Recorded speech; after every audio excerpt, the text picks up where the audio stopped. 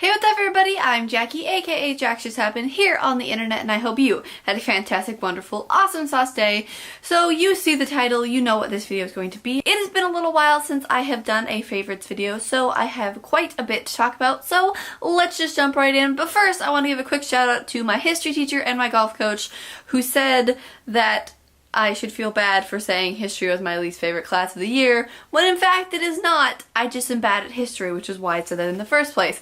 So I want to shout out him. So my first favorite is actually a continuation from a statement I said in 2 weeks ago's video in the Trying Valentine's Day Food, and I said that those sugar cookies weren't very good, but upon further investigation, meaning I ate the whole rest of the box, they're really freaking good. And why did I say they were bad? I don't know. So yeah, those cookies were delicious, and I don't know what I was talking about last time. So my next couple of favorites are related to Disneyland, and if you missed it, I went to Disneyland in January with my family, and I got a couple little thingy-majiggies, and the first one is this adorable baby Baymax little stuffed animal thing. I don't know, I just think it's really cute. Perfect size for a Baymax. I love Baymax, in case you didn't know. Like, Big Hero 6 makes me cry every single time I watch it, but I continue to watch it because, you know, tragic and beautiful. But yeah, I got this and I kind of hang out with it. It's real nice.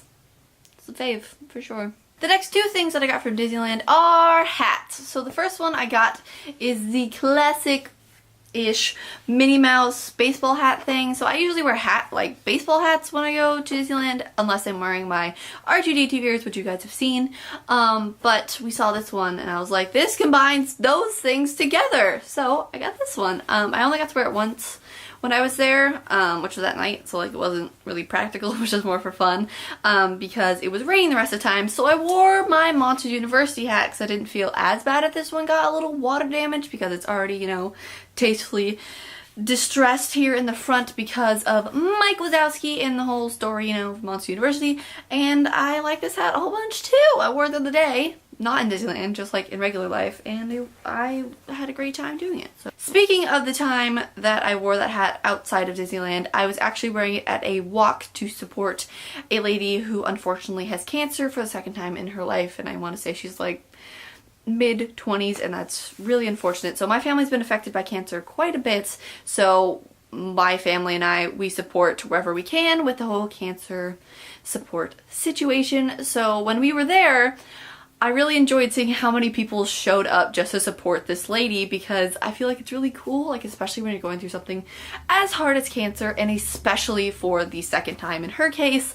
I think it's really cool to see all these people coming together to support you in your time of literal need, because cancer is awful. And I don't know, I was really proud of my community when I saw that. I kind of just really impressed with how many people voted with their feet, basically. And what that means basically is that they said they were going to do something and they physically showed up to do it. There's something about when people vote with their feet in benefit of someone's physical well-being that really just warms my heart. The next thing I want to talk about is this Valentine's Day card that I got from my mom and stepdad and sister and dog for Valentine's Day. Although I think it's a fake holiday, this card really represents me as a human. It says, knock knock, who's there? Iguana. Iguana who?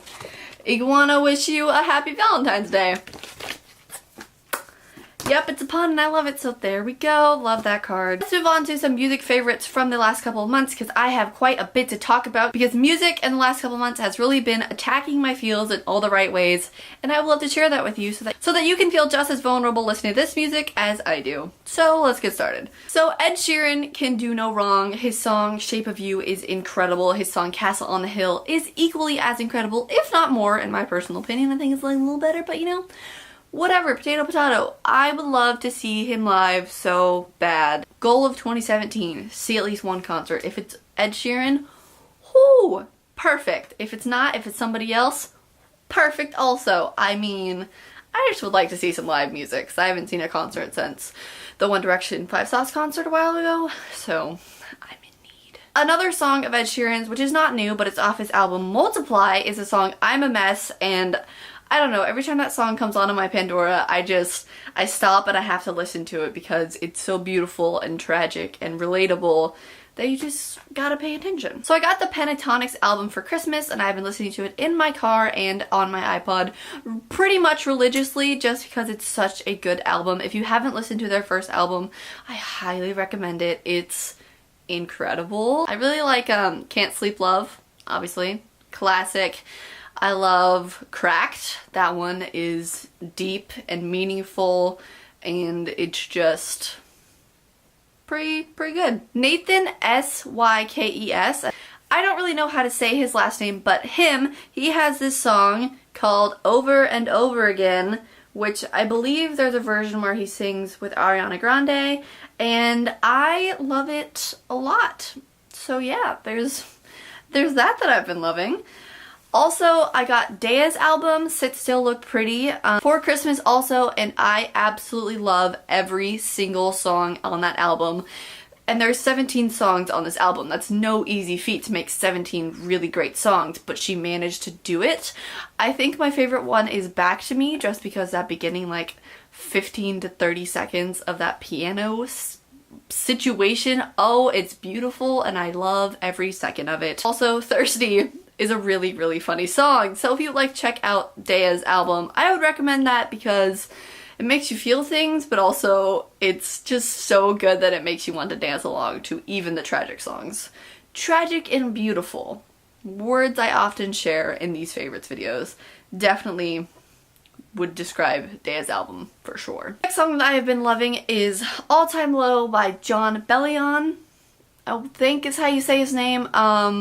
That song is really good. I don't know what I like about it other than like everything. But if you haven't listened to that song, but you follow me on Snapchat, you definitely have heard it because I tend to post a lot of songs on my Snapchat. So if you would like to know day by day, week by week, what my favorite songs of the moment are, follow me there. Same names everywhere else, and it will be mentioned in the description box below. Another song that I've been loving is Say You Won't Let Go by James Arthur. This song is tragic and it's powerful, and I love every second of it. So if you haven't listened to that, check it out. Speaking of other things to listen to, I listen to a lot of podcasts when I walk my dog or just walk by myself in my neighborhood, and one of my absolute favorites is Adventures in Roommating. Be warned, it is a little raunchy. It is with Megan Tonjes and Keith Batista, and it is incredible. So if you would like a new podcast, Adventures in Roommating, you're welcome in advance. Now before we get into books, because I have quite a few books that I need to talk about because they're so good, I have been Snapchatting with my sister pretty much every day, and I just have to tell you that I really enjoy talking to her every day via picture-esque, and sometimes it's just us making incredibly unattractive faces at each other. But I don't know, it makes it seem like she's less far away, and I get to see her soon, and I'm really excited about that. So this isn't a reading book, but this is just a, like, I don't know, diary, sort of. It is called The Happiness Project, and it is a one-sentence journal. What it is every single day you write one sentence about your day, and it's a 5-year journal, and there's a little quote at the top, and it's really nice, and y'all know how I feel about quotes. I mean, I post them every single Wednesday. Okay, let's get into some books because I've got some to talk about. Okay, the first one is Carve the Mark by Veronica Roth, and she wrote the Divergent series, which is right here. I personally like this book more than the Divergent series, but as I say that, there are some parallels that you can make from this book and the Divergent series, but this book, I really like how it is written. The style that she wrote it in is incredibly great. The characters are likable, and I don't know. It's just, it is great, but also, like, extremely tragic. I mean that in the nicest way possible, but if you need a new book and you have a little money to spend, Carve the Mark. If not, check it out from your local library because libraries are great, but this came out this year, so I don't know if it'll be in the library just yet since it is only the second month of the year. By the way, I can't believe February is, like, almost over. Yeah, I read it in 3 days. It's like 468 pages, I think, and it's so good I didn't want to put it down. But alas, I had to go to school and complete homework and chores and all that kind of fun stuff. But yeah, really good book. Okay, so the next book is The Proof of Forever by Lexa Hillier. healer, something. This book I got for Christmas, I think, or something. I don't know. It came into my possession. At first, I thought it was just some cutesy little novel, kind of similar to what you would read on Wattpad, but then it turned into so much more. I think after you read this book, you will appreciate the word fantastic more. And yeah, I first thought it was really cutesy, and then it turned real, and I don't know. Would recommend if you want a quick little easy read with a meaning behind it. Proof of Forever. The next book was actually a book that my mom recommended to me, and I got it. It is called Flower by Elizabeth Craft and Shay Olsen, and basically the tagline is, she had a plan, then she met him. So that tells you about this book, and if you would like to read it, go ahead and check that out. But as a book reader, I loved every single second of it, but as a person with morals, I have some questions for the authors in regards to what happens in the book. Okay, so this book actually came out this year too, so I can't say too much about it because I don't want to spoil it for you guys if you do want to read it, but it was really good, really cute, really like feed that romantic in you, and I don't know, I think I read this in a day, I want to say, and yeah. Super good. I just thought of another song, we're gonna take a break from books for a second, that I really liked these last couple of months, and that is Weak by AJR. Oh, that song is a jam, and it has a really impactful meaning if you really listen to the words, which is really what you should do with all songs, but yeah, would recommend that song as well. Okay, back to books. The next thing I want to talk about is Tell Me Three Things by Julie Buxbaum. Anyway, I posted about this on Instagram, and holy crap, this book was so cute, it was great, it was well written, it kept me wanting more every time I picked it up, and I didn't want to put it down, but you know, homework and stuff, and I don't know, there's something about books like this that just make me want to read them all the time. This book came out last year, but I don't remember what month it came in last year. I picked this up at Barnes & Noble, as with more than likely most of these books that I have mentioned. If you would like to check it out, it's really good. The person who is anonymous in this book, I want one in my life.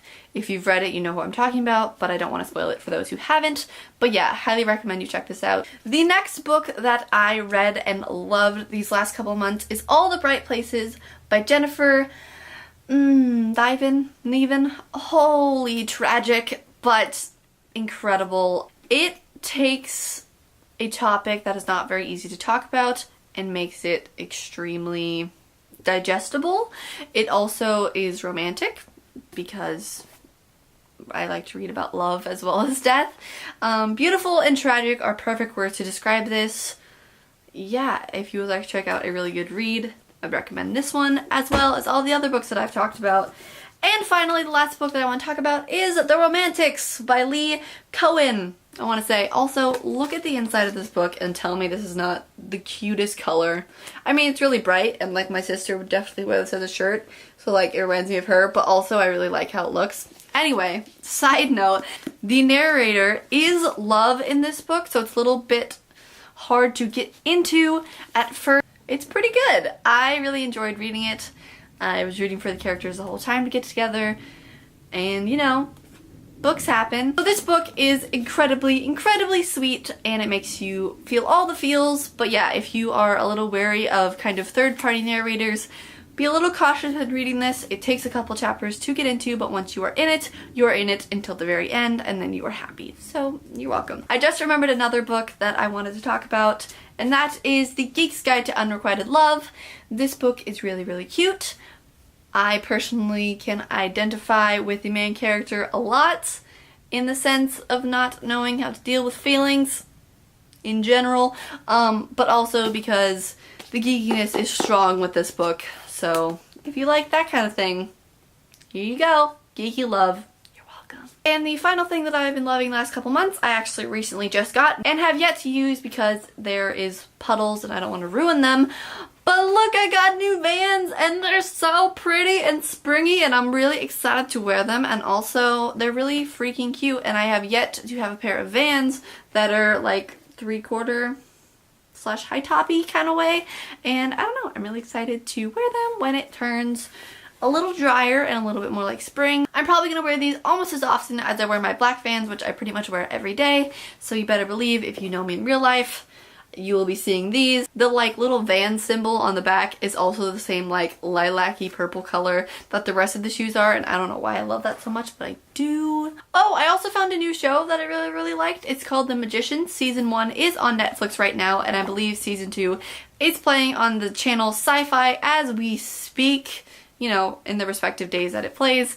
And it is so good. The way my theory of film teacher described it when I told him about it, it is like Harry Potter but for the modern world, and it's really great. So I hope you enjoyed this video. If you did and would like me to make more favorites videos in the future, please give it a big thumbs up. Subscribe down below to be notified when I make a new video and to become an official Jackster because it's a cool name and it's free. Click in the respective areas on the screen around my face to see last week's video and a surprise video, and as per usual, they'll be linked in the description box below if you do not just want to click on it. I hope you guys have a fantastic life until I see you again, and remember, just be you. See ya!